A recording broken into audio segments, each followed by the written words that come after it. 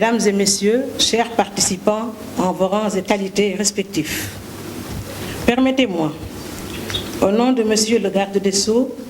ministre de la Justice, Maître Malick Sall, que j'ai l'honneur de représenter, d'exprimer toute ma gratitude à l'Association des juristes sénégalaises pour l'invitation qui nous a été faite d'assister à cette importante manifestation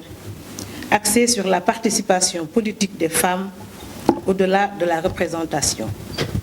Conviendrez avec moi que la cérémonie qui nous réunit ce soir s'intègre dans la dynamique d'une stratégie globale élaborée depuis des années par nos États à travers des institutions de l'Organisation des Nations Unies et avec une implication active des organisations non gouvernementales pour une participation optimale et effective de la femme dans la gestion des affaires publiques. S'il est vrai que la femme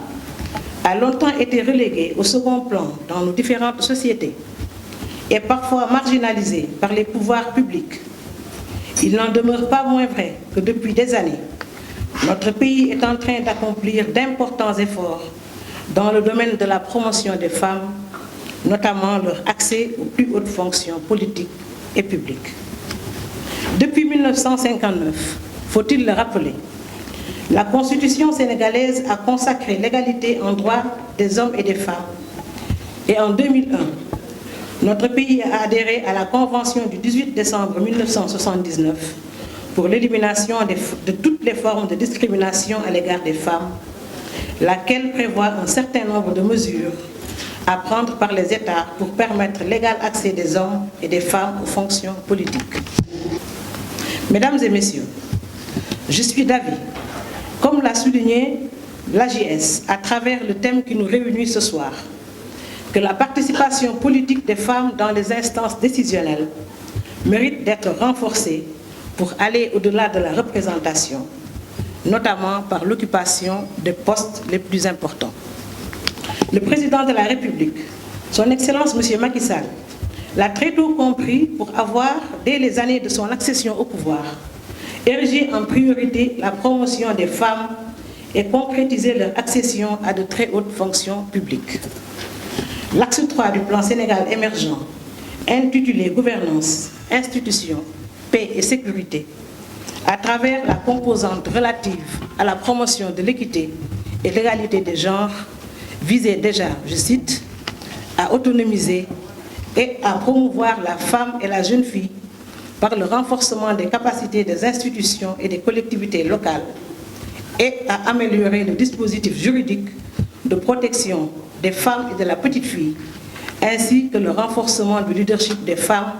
et de leur capacité entrepreneuriale pour une croissance inclusive. Fin de citation. Mesdames et Messieurs, je partage avec vous l'idée selon laquelle il reste beaucoup à faire pour une meilleure intégration des femmes dans les structures décisionnelles. Mais avec la mobilisation de chacune et de chacun d'entre nous, en plus d'une plus grande conscientisation et une meilleure capacitation des femmes, l'espoir est permis. Des rencontres comme celle qui nous réunit ce soir constituent des occasions privilégiées pour évaluer les politiques de promotion des droits des femmes, faire des propositions d'amélioration